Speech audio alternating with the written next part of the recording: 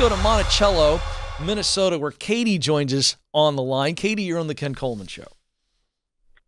Hey, Ken, it's great to talk to you. I've been a big fan of yours since I graduated college, and you helped me get my first job. Oh, yay. Well, I'm so glad you called. I'm excited to talk to you. What's up?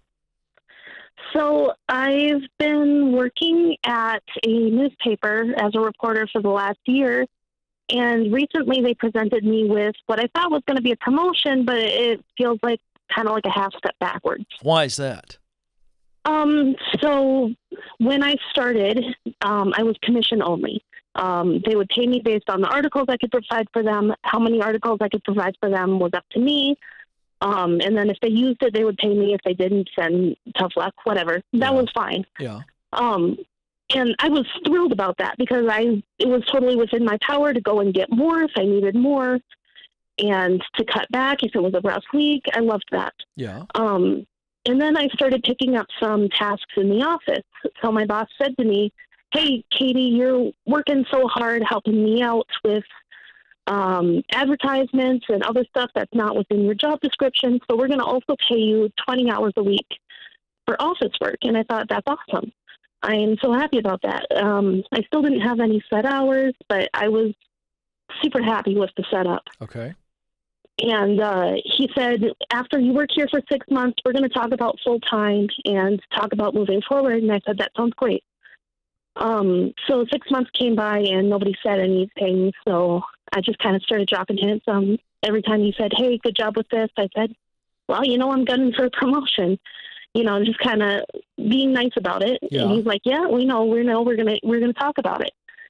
And then a couple months ago, he pulled me aside and said that they wanted me to switch over to a salaried position. And I'm like, "Yes, this is it. This is the promotion." But I am making less now than I made doing commissions, and I have no ability to go out and find myself more work. It's not a lot less. And their argument was that the health benefits that I get are going to make up for it, so that it's going to be even. But it felt like after working so hard for a year, and I even learned to do my coworkers' jobs so they could go on vacation. Yeah. And it feels like I deserve to step forward, You not did. You something did. that you have to argue is the same. You did. And it hurt you, too. I can hear the emotion in your voice. Yeah. Yeah. Here's what's so sad, and if it weren't sad, it would be funny. But they threw the benefits thing at you like that was going to make you go, "Oh, well, I didn't even think about that. Thanks, guys. Let me throw a party." And you're like, "What?" They threw that at you, and your heart went, "Wah, wah, wah." Am I right? Well, I said to them, "Well, I'm 24, so I was still on my parents' plan," and I'm like, I'm doing just fine paying my parents back for my health insurance every month. Yeah. Like, I'm not hurting for health insurance right now. And they're like, "Oh, so you want to pass on that?" I'm like, no. Yep. Let me tell you what this That's not was. what I meant. Let me tell you what this was. They saved money on their balance sheet when they did this. Yeah. Yeah. So you feel devalued. Yeah. And by the way, they did devalue you. Yeah. It's poor leadership. Good leadership says, Katie's busted her butt to the point that she's done everything we've asked her to do. And we saw how much she busted her tail. So we came to her and we said, "Hey, do some more." And she did. And she went so far as to helping others so they could go on vacation. She has done everything and then some. You knew your role, you accepted your role, and you maximized your role. The three things you've got to do to get promoted, and they didn't promote you. Shame on them. I think your days are done there, and I think you start looking for a much better environment, and now you know what to look for. Does this company that you were looking at, or multiple companies that you look at to move forward, does it offer for you a career ladder where you can move up if you do a good job? Because they develop you and they promote you, and there's a history of that. That's what you're looking for. But I'm sorry. You were the victim of poor leadership. Well, I was just wondering, so whether I move on to a new company is not really a question right now. Yeah. Because I definitely don't want to be here forever and ever. Good. This was never my long-term goal. I didn't really want to be a reporter. I prefer to be something in editing or book publishing. Sure. But I'm wondering, for right now, is it better to talk to my boss and tell him how I'm feeling and maybe try to work something out, or just to not say anything and just start looking? Well, you just told me that it's not where you want to be long term. Right. So you're essentially having the conversation with him for a short-term Band-Aid. What would you hope to happen out of that? I guess just to have my feelings acknowledged, but I guess that's not really his job. Well, no. So no, I'm not trying to talk you out of it. I'm just going, what do you want to accomplish? Anytime we have a confrontational conversation, and this is confrontation, doesn't mean it's ugly. It just means you're going to confront him. Right. What do you want to come out of it? What would be ideal?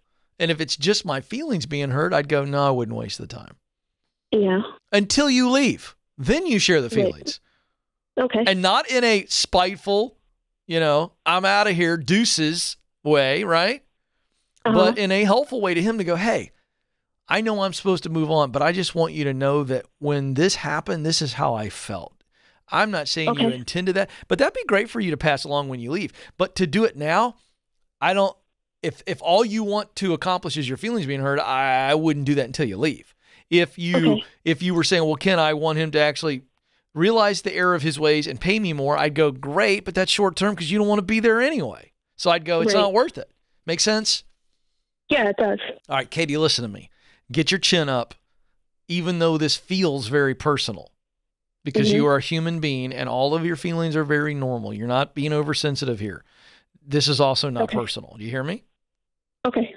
Don't walk away from this like this is some very personal, mean-spirited thing. Poor leadership affects everybody. It is not personal in nature, even though it creates lots of yucky feelings, okay? Right. I didn't take it personally. I actually like my boss. It just didn't like how I was treated. So you know what? So share it that way when you leave. Right. Don't put him on the defensive. Just go, hey, I just think you would probably want to know this. I'm really bummed because I really like you. And I don't think that you were doing this on purpose, but it still was wrong. Okay. Because listen, I do things every day in my married life and here in the team situation. I'll do things sometimes that are wrong, but just because I go, well, I didn't mean to do it, doesn't take away from the fact that it's wrong. Yeah, I think we all do. We all do. It's called being a human. So there you go. All right, listen, I appreciate you. Get your head up. You're a fantastic young lady, and the best is yet to come.